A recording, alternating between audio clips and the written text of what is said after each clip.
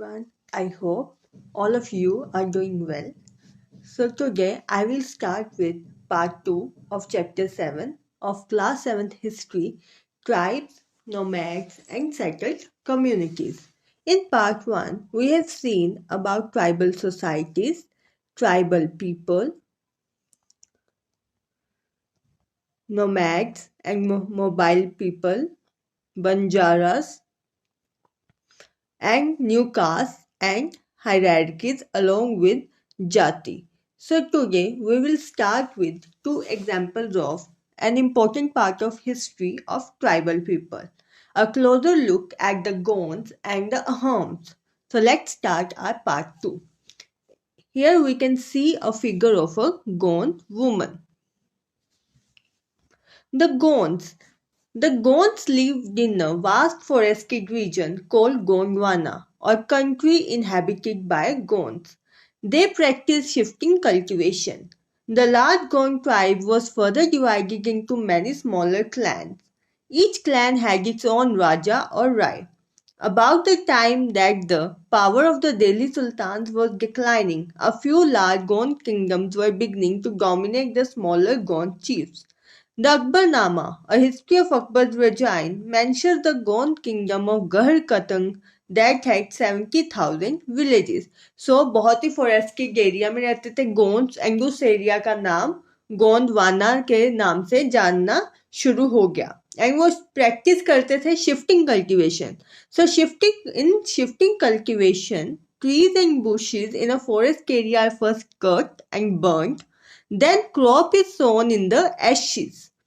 When this land loses its fertility, another plot of land is cleared and planted in the same way. तो जो Gond tribe थी वो छोटे छोटे groups में डिवाइडेड थी एंड हर एक ग्रुप का खुद का राजा या राय था. उस टाइम पे जो दिल्ली सुल्तान की पावर थी वो कम होनी शुरू हो गई थी एंड गोंद किंगडम्स की पावर इंक्रीज होनी स्टार्ट हो गई थी. एंड ये हमको देखने को मिला अकबरनामा में. एंड उसमें एक गोंद किंगडम का मेंशन भी है जिसका नाम है Garha Katanga. The administrative system of these kingdoms was becoming centralised. The kingdom was divided into gars. Each gar was controlled by a particular Gond clan. This was further divided into units of 84 villages called Chaurasi. The Chaurasi was subdivided into barhots, which were made up of 12 villages each. So, जो Gond kingdom था वो divided था gar में. Gar control करते थे Gond clans and ये गर भी फर्दर डिवाइडेड थे 84 विलेजेस में जिनको नाम दिया गया 84. Then each 84 was subdivided into 12 villages. The emergence of large states changed the nature of Gond society. Their basically equal society gradually got divided into unequal social classes. So पहले वो equally divided society थी, धीरे धीरे वो unequal social classes में divide होती चली गई. Brahmans received land grants from the Gond Rajas and became more influential. The Gond chiefs now wished to be recognized as Rajputs. So Aman Das, the Gond Raja of Garh Katang, assumed the title of Sangram Shah. His son Dalpat married Princess Durgavati, the daughter of Salbahan, the Chandel Rajput Raja of Mahabua. So Gond chiefs क्या चाहते थे कि उनको भी राजपूत की तरह पहचाना जाए. सो अमन दास जो राजा थे गढ़ कतंग के, उन्होंने अपने आप को टाइटल दे दिया संग्राम शाह. एंड उनके बेटे थे दलपत जिन्होंने राजपूत राजा ऑफ महोबा की डॉटर से शादी की, Durgavati. Dalpat, however, died early. Rani Durgavati was very capable and started ruling on behalf of her 5-year-old son Bir Narayan. Under her, the kingdom became even more extensive. In 1565, the Mughal forces under Asaf Khan attacked Garh Katang. A strong resistance was put up by Rani Durgavati. She was defeated and preferred to die rather than surrender. Her son Two died fighting soon after. तो दलपत जल्दी ही मर गए थे तो रानी दुर्गावती ने अपने सन के behalf पे रूल किया. बट 1565 में अटैक के दौरान उनको डिफीट कर दिया गया एंड उन्होंने सरेंडर होने से प्रेफर किया कि वो खुद की जान ले ले. Here we can see in map the Gondwana region. See. And in this figure we can see a carved door of Gond tribe which got to see in Bastar area in Madhya Pradesh. Garkatanga was a rich state. It earned much wealth by trapping and exporting wild elephants to other kingdoms. When the Mughals defeated the Gonds, they captured a huge booty of precious coins and elephants, they annexed part of the kingdom and granted the rest to Chandra Shah, an uncle of Bir Narayan. Despite the fall of Garkatang, the Gond kingdom survived for some time. However, they became much weaker and later struggled unsuccessfully against the stronger Bundelas and Marathas. बहुत ही rich state थी, वहां से Mughals को precious coins and elephants भी मिले. Mughals ने कुछ part अपने अंडर कर लिया एंड बाकी का पार्ट वीर नारायण के अंकल चंद्र शाह को ग्रांट कर दिया. गॉन किंगडम ज्यादा टाइम तक सरवाइव नहीं कर पाए डिफीट होने के बाद एंड अनसक्सेसफुली वो हिस्ट्री में से उनकी जो किंगडम था वो पूरा खत्म हो गया. Now we will see the Ahoms. The Ahoms migrated to the Brahmaputra valley from present-day Myanmar in the 13th century. They created a new state by suppressing the older political system of the Bhuinas. During the 16th century, they annexed the kingdoms of Chutias and of Koch Hajo and subjugated many other tribes. The Ahoms built a large state and for this they used firearms as early as 1530s. By the 1660s, they could even make high-quality gunpowder and cannon.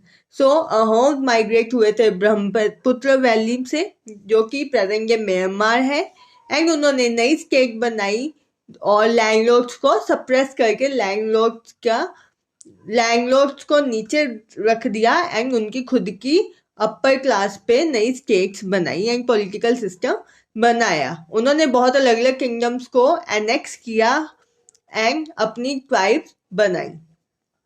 1660s में देखने को मिला कि उन्होंने high quality के cannon and gun powder भी बनाए. However, the Ahoms faced many invasions from southwest. In 1662, the Mughals under Mir Jumla attacked the Ahom kingdom. Despite their brave defense, the Ahoms were defeated, but direct Mughal control over the region could not last long. So in this map we can see the tribes of eastern India and the Ahoms were also in eastern India. Here we can see Ahoms near Brahmaputra valley, present day Myanmar. The Ahoms state depended upon forced labor. Those forced to work for the state were called Paiks. So Ahom dependent थी labour पे and वो भी forced labour पे and जो forcefully जिनको work करने के लिए लगाया जाता था स्टेट के लिए उनका नाम दिया गया Pikes. A census of population was taken. Each village had to send a number of pikes by rotation. People from heavily populated areas were shifted to less populated places. Ahom clans were thus broken up. By the first half of 17th century, the administration became quite centralized. Census लिया जाता था अलग अलग villages को रोटेशनली census population का भेजना पड़ता था बट अहोम्स के ग्रुप्स में ब्रेकेज देखने को मिली, डिवीजन देखने को मिली. Almost all adult males served in the army during war. At other times, they were engaged in building dams, irrigation systems, and other public works. The Ahoms also introduced new methods of rice cultivation. So, जब भी कोई war होती थी जितने भी adult mails होते थे वो उसमें पार्टिसिपेट करते थे एंड जब वॉर नहीं होती थी तो वो डिफरेंट एक्टिविटीज में इंगेज रहते थे. नया राइस कल्टीवेशन का प्रोसेस भी देखने को मिला अहोम ट्राइब में. Ahom society was divided into clans or khels. There were very few castes of artisans, so artisans in the Ahom areas came from the adjoining kingdoms. A khel often controlled several villages. The peasant was given land by his village community. Even king could not take it away without the community's consent. So peasant को जो भी land दी जाती थी वो community ही देती थी and king को भी राइट नहीं था कि वो लैंड वो peasant से वापस ले सके. Originally, the Ahoms worshipped their own tribal gods. During the first half of the 17th century, however, the influence of Brahmins increased. Temples and Brahmins were granted land by the king. In the reign of Seep Singh, Hinduism became the predominant religion. But Ahom king did not completely give up their traditional beliefs after adopting Hinduism. Ahoms लगभग ऐसा देखा गया कि वो अपने ही God की पूजा करते थे बट उस टाइम पे ब्राह्मण का इन्फ्लुएंस भी इंक्रीज होना शुरू हो गया. फिर भी हिंदुइज्म को प्रीडोमिनेंट किया बट उससे पहले उन्होंने अपने बिलीव्स पूरे खत्म नहीं किए. जिन गॉड को जिन रिचुअल्स को वो मानते थे वो भी मानने एंड उसके बाद हिंदुइज्म को अडॉप्ट किया. Ahom society was very sophisticated. Poets and scholars were given land grants. Theatre was encouraged. Important works of Sanskrit were translated into the local language. Historical works known as Buranjis were also written first in the Ahom language and then in Assamese. So, बहुत सारे poets and scholars देखे गए, उनको land grants भी मिले. Theatre को बढ़ावा दिया गया. बहुत सारे इंपॉर्टेंट वर्क्स देखे संस्कृत के एंड उन वर्क्स को लोकल लैंग्वेज में भी ट्रांसलेट किया गया. हिस्टोरिकल वर्क्स भी लिखे गए जिनको नाम दिया गया बुरानजीज. इन वर्क्स को पहले लिखा गया अहोम लैंग्वेज में and then in the Assamese. In here we can see ear ornament from कमोत Kabui Naga tribe Manipur.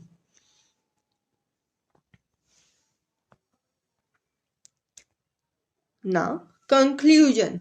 Considerable social change took place in the subcontinent during the period we have been examining. Varna-based society and tribal people constantly interacted with each other. This interaction caused both kinds of societies to adapt and change. There were many different tribes and they took up diverse livelihoods. Over a period of time, many of them merged with caste-based society. सो बहुत सारे social changes देखने को मिले हमको.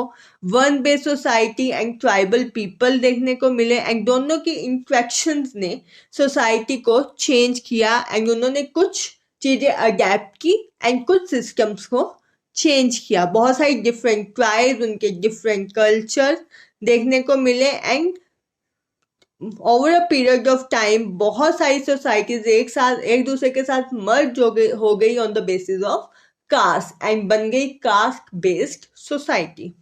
But others however rejected both caste system and orthodox Hinduism. Some tribes established extensive states with well organized systems of administration. They thus became politically powerful. This brought them into conflict with larger and more complex kingdoms and empires. But खुद कुछ ऐसी tribes और societies देखने को मिली जिन्होंने बहुत Hinduism and caste system दोनों को रिजेक्ट कर दिया एंड उन्होंने अपनी स्टेट्स बनाई अलग से जिनमें ऑर्गेनाइज सिस्टम ऑफ एडमिनिस्ट्रेशन देखने को मिला. इस ऑर्गेनाइज सिस्टम ऑफ एडमिनिस्ट्रेशन के कारण वो स्टेट पॉलिटिकली पावरफुल बन गई एंड वो कॉम्प्लेक्स किंगडम्स एंड एम्पायर्स के सामने खड़ी हुई, कॉन्फ्लिक्ट किया उनके साथ एंड एनेक्स किया. Here we have seen what was happening in the subcontinent, but now we will see about elsewhere what was happening in the world. So we will see about the Mongols. Mongols were the best known pastoral and hunter-gatherer tribe in history. They inhabited grasslands of Central Asia and forested areas further north. By 1206, Chinggis Khan had united the Mongol and Turkish tribes into powerful military force. At the time of his death, he was the ruler of extensive territories. His successors created a vast empire. At different points of time, it included parts of Russia, Eastern Europe, and also China, along with much of West Asia. The Mongols had well-organized military and administrative systems. These were based on the support of different ethnic and religious groups. So Mongols को best non pastoral and hunter gatherer माना जाता है। ये भी एक tribes है। Mongols were also tribe जो कि देखने को मिली सेंट्रल एशिया में, एंड देन उन्होंने फर्दर नॉर्थ की तरफ भी जाना शुरू कर दिया। 1206 में चंगेज खान ने मंगोल और टर्किश ट्राइब को यूनाइट किया, एक ही बना के उनकी मिलिट्री फोर्स को पावरफुल बना दिया। एंड उन्होंने इन जो भी इसमें पार्ट्स इंक्लूड किए वर्ल्ड के, उनमें इंक्लूड किए Russia, eastern Europe, China and also much of west Asia. Mongols में well organised administrative and military systems देखने को मिले, and different ethnic and religious groups का सपोर्ट भी देखने को मिला। So here we complete our chapter 7 of class 7th history, tribes, nomads and settled communities. I hope you understand each and everything, but still if you have any doubt you can ask me in the comment section.